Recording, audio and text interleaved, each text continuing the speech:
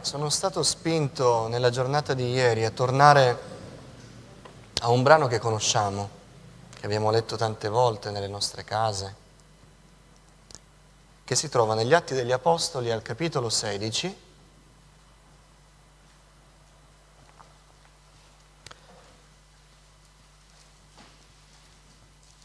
la storia di Paolo e Sila in prigione.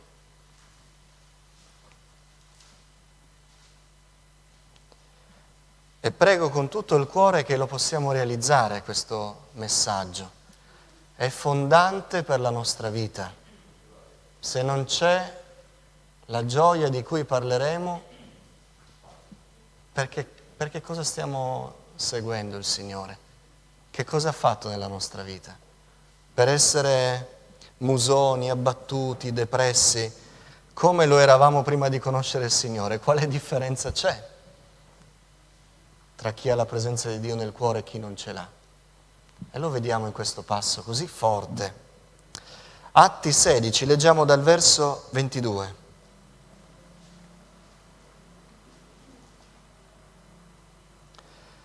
La folla insorse allora contro di loro, si parla di Paolo e di Sila, e i pretori, strappate loro le vesti, comandarono che fossero battuti con le verghe. E dopo aver dato loro molte vergate, li cacciarono in prigione, comandando al carceriere di sorvegliarli attentamente.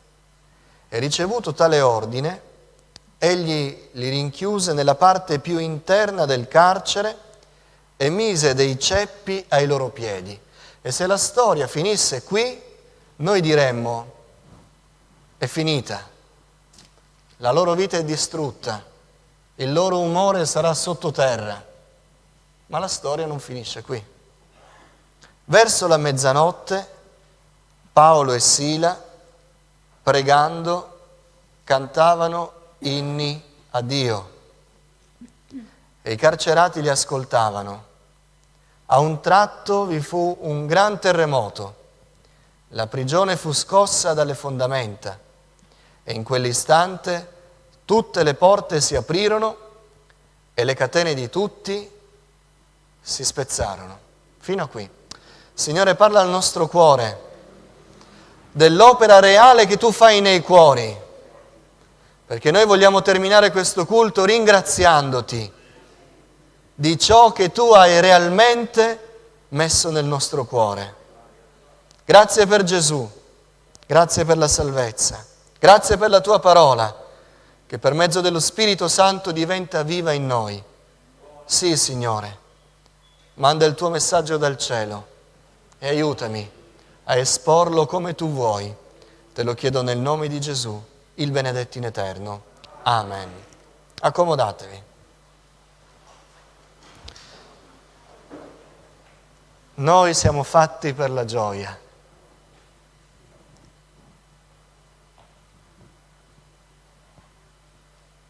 Noi siamo fatti per la gioia.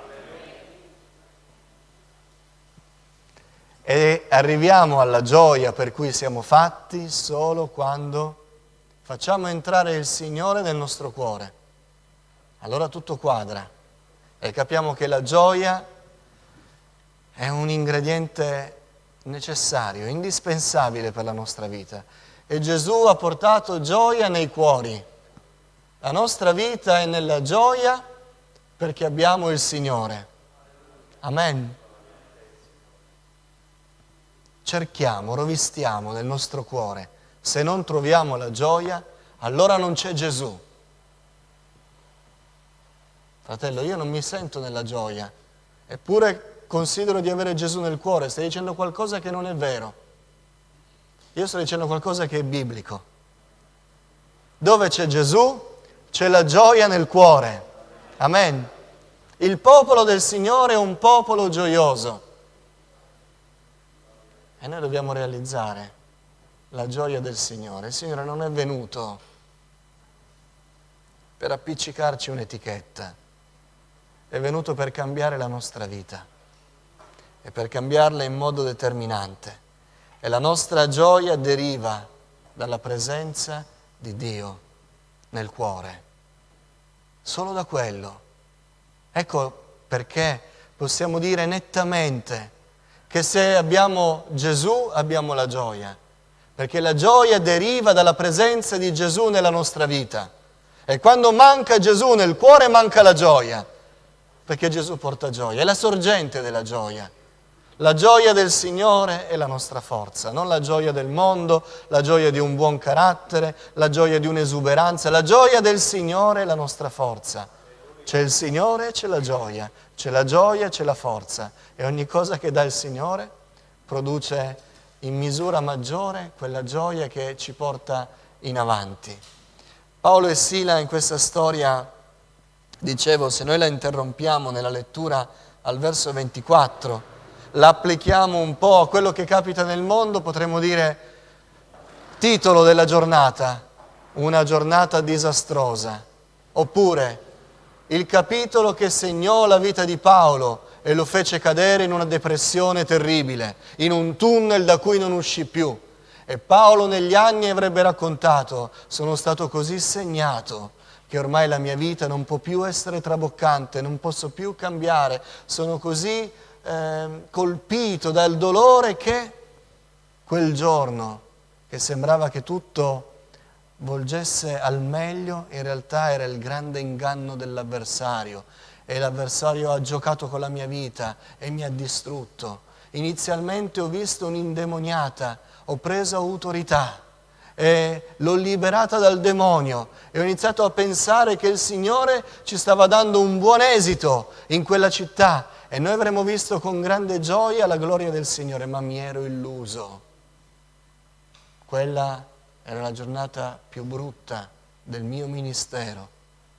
Invece di ricevere con gioia la liberazione di un'indemoniata, il popolo si è rivoltato contro, è iniziato a darci addosso, è iniziato a scagliarsi contro di noi come se fossimo dei malfattori e ci hanno consegnato alle autorità. E per evitare che ci fosse un tumulto, i romani sono venuti e ci hanno strappati dalle mani del popolo.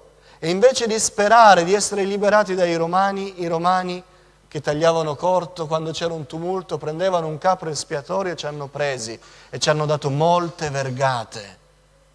E dopo che ci hanno picchiato malamente, ci hanno consegnato al carceriere con una raccomandazione: questi li devi tenere sott'occhio come se fossero dei nemici pubblici numero uno.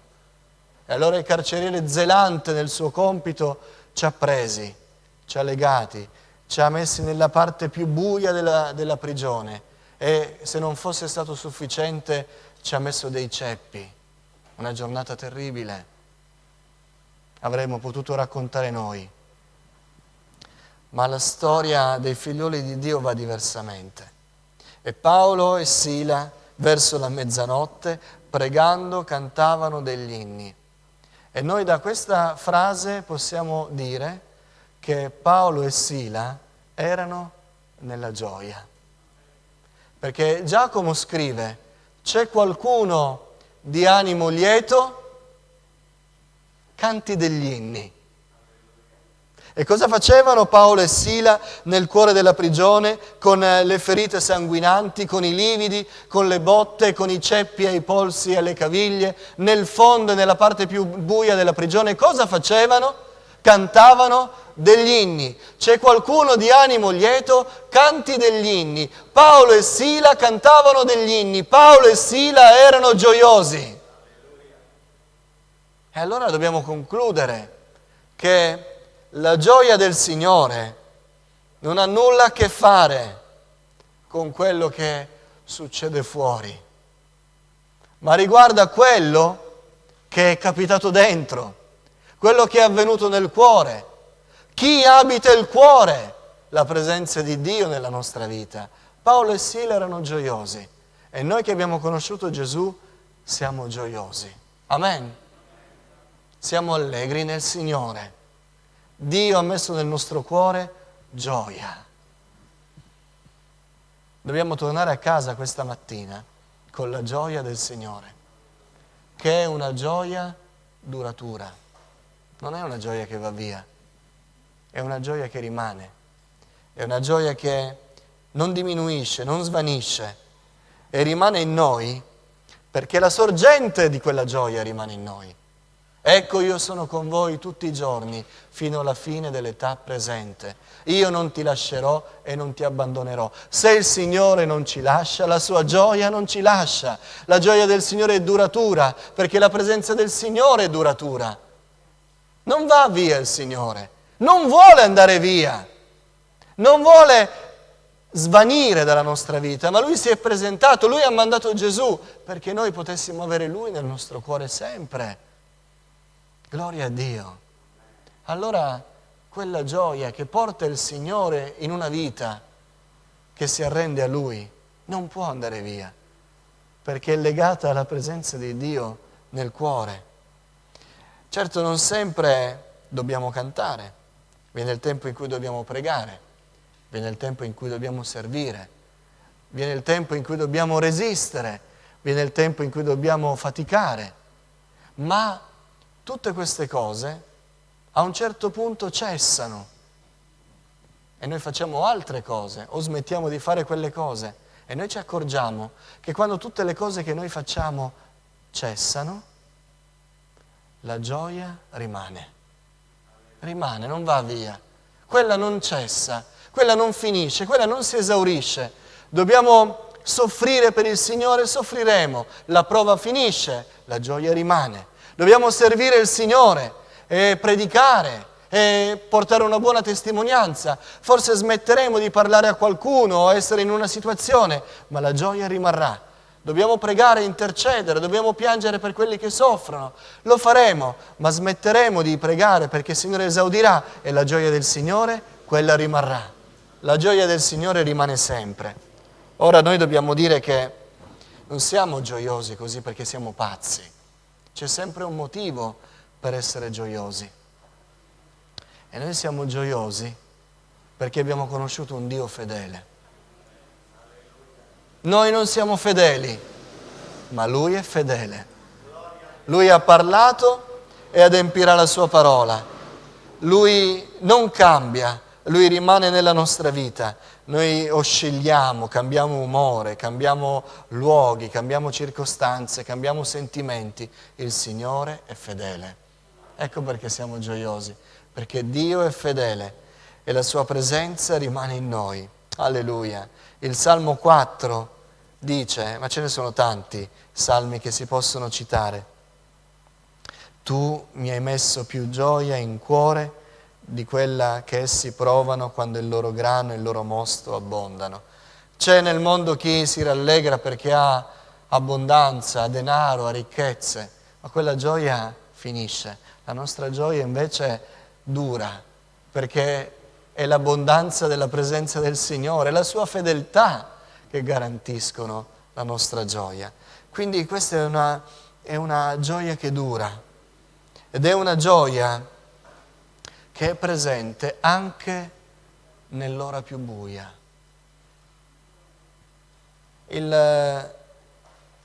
L'Evangelista Luca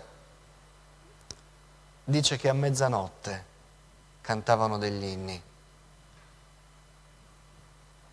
non la mattina, a mezzanotte. La mezzanotte nella scrittura è un'ora simbolica, è un'ora buia, è l'ora della prova, è l'ora anche della prontezza, è l'ora della decisione. E in quell'ora simbolica Paolo e Sila cantavano. Verso la mezzanotte si udì un grido. Ecco lo sposo, corretegli incontro.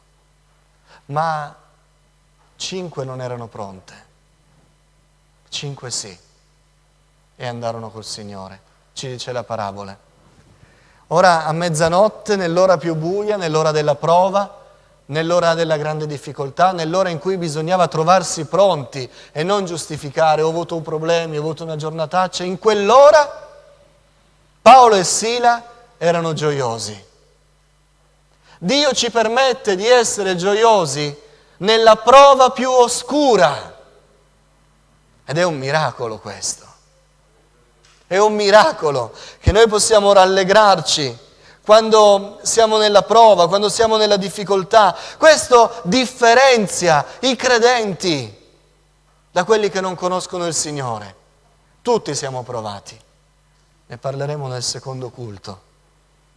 Tutti siamo provati, ma la differenza è che chi conosce il Signore nella prova continua ad avere un canto di gioia. Un uomo che Dio lodò nel cielo alla presenza degli angeli, un uomo che era più vicino di altri al Signore, anche se non appieno, ma Dio gli permise attraverso la prova di conoscerlo di più. Giobbe dice nel suo scritto: dov'è Dio, il mio creatore, che ha questa caratteristica, che nella notte ispira canti di gioia. Dio nella notte ispira canti di gioia. Dio nella tua prova, fratello, sorella, nella mia prova, ispira canti di gioia. Non canti di lamento, non canti di abbattimento, non canti di depressione. Dio nella notte, nella prova più dura, ispira canti di gioia. Paolo e Sila a mezzanotte cantavano di gioia. Dio ci permette di essere allegri anche nell'ora più buia. Alleluia. E noi andiamo avanti perché il Signore ha messo un canto nel nostro cuore. Pensate, quando noi elenchiamo la storia di Daniele, la storia degli amici di Daniele, che storie vi vengono in mente di questi uomini? La fornace, la fossa dei leoni, che vi dico sempre non è la curva dello stadio. Ma gli amici di Daniele erano dei notabili, erano dei ministri, erano ricchi, vissero una vita prevalentemente negli agi, nei privilegi, negli onori, con potere, con ricchezze, con abbondanza. Daniele lo stesso. Eppure noi ci ricordiamo di questi uomini nella prova e ci ricordiamo di loro come uomini non depressi, non schiacciati, ma allegri nel Signore. Sappi, o re, che Dio ci può liberare, ma può pure non farlo. Ciò non cambierà la nostra fedeltà a Lui. Noi siamo nella gioia perché abbiamo il Signore. Il credente mostra la sua differenza perché nella prova ha la gioia. E ci ricordiamo di tanti uomini proprio nella prova, perché li vediamo nella prova con grande gioia. Tanti, vi ricordate gli apostoli? Quando uscirono dal Sinedrio, era la loro prima prova da soli. Come avrebbero reagito? Non erano pronti, non avevano l'esperienza. A volte ci preoccupiamo di quelli nuovi nella fede. Speriamo che il Signore non li porti nella prova, non permetta loro di essere provati, perché sono nuovi nella fede e verranno meno se vengono provati. Ma che? Noi ci preoccupiamo per i nuovi nella fede, invece che sono quelli che da tanti anni sono nella fede, cadono nella prova e sprofondano lontano dal Signore. Quelli che gustano la gioia nel Signore, nella prova, cantano a Dio. Perché la prova della presenza di Dio nel cuore è la gioia nell'ora più buia. La prima prova degli apostoli, davanti al Sinedrio. E il Sinedrio non andava troppo per il sottile. Uccisero Gesù. Se volete sapere di cosa erano capaci. E quando Giuda in qualche modo si sentì in colpa per aver tradito il Maestro, vi ricordate cosa risposero quelli del Sinedrio? Sono affari tuoi, a noi non ci interessa. Gli apostoli arrivarono davanti al Sinedrio, che tutti gli scribi, i farisei, li minacciarono, li picchiarono, intimarono loro di non parlare più di Gesù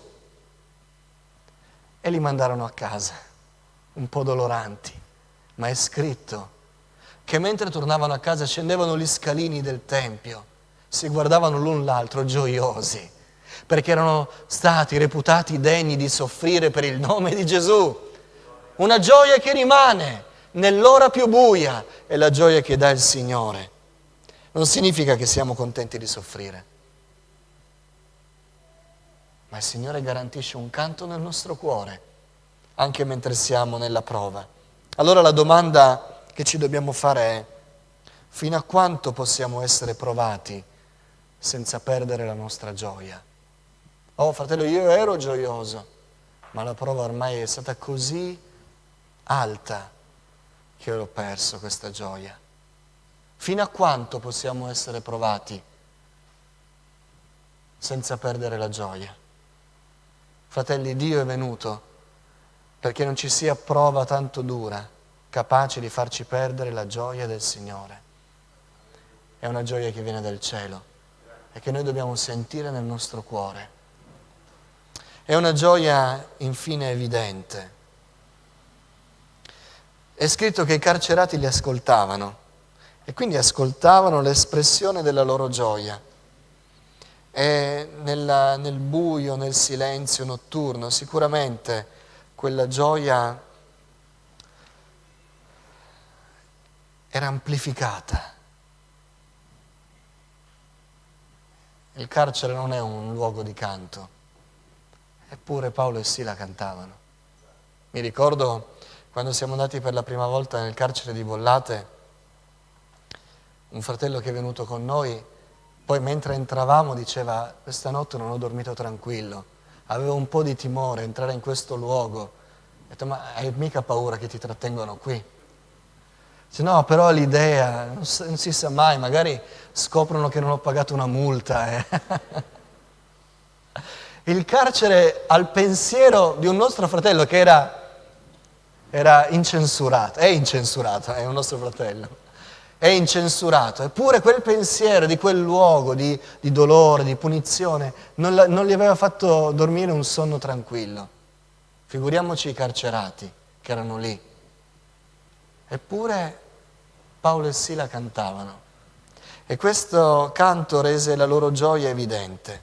Nel greco la parola gioia ha la radice della parola brillare.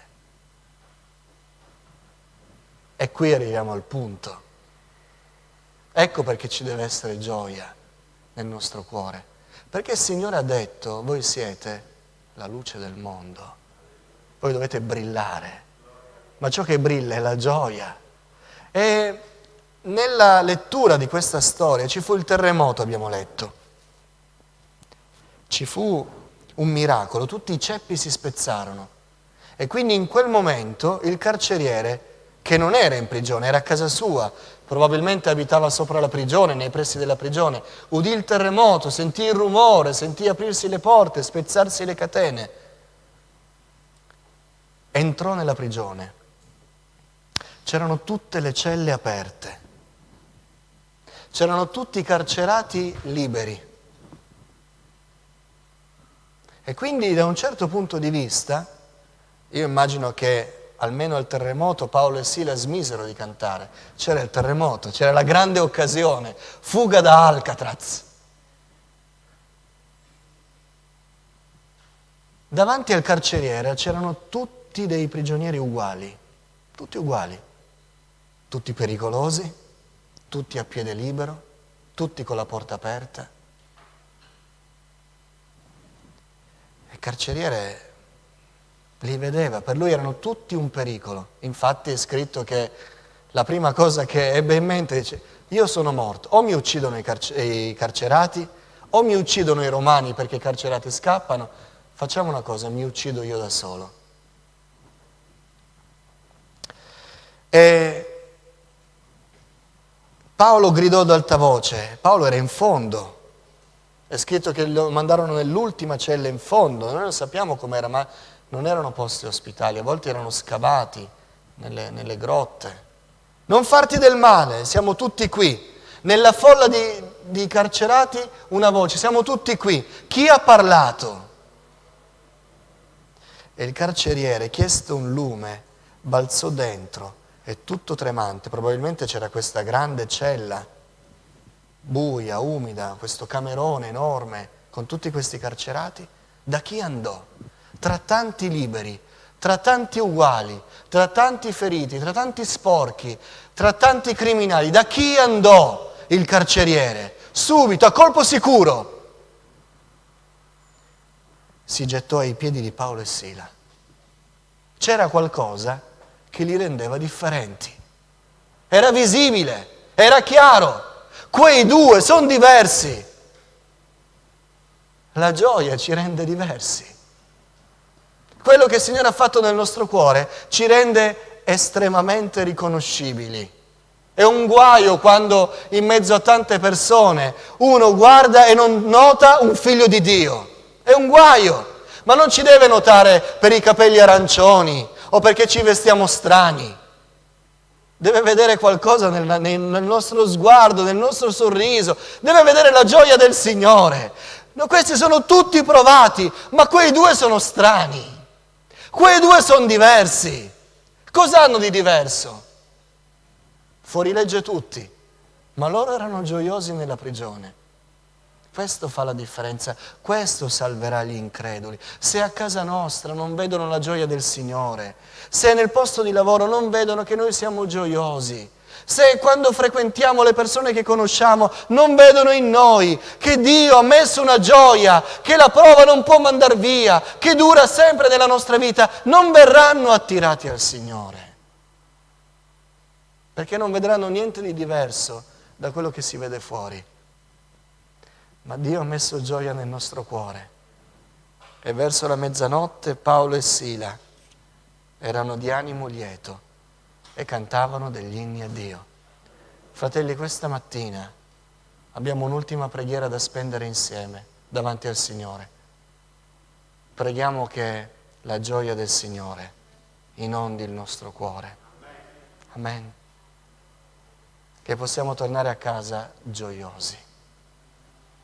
Che chi ci vede dica: tu sei diverso, voglio sapere che cosa devo fare per essere salvato, perché io la tua gioia non ce l'ho e la voglio. Voglio quello che nessuno mi può dare. E noi diremo: non è mia, me l'ha data il Signore. E sarà l'evangelizzazione più potente. Un cuore che trabocca, ripieno. E esce fuori quella gioia e parla in modo maestrevole della salvezza e dell'opera di Cristo Gesù.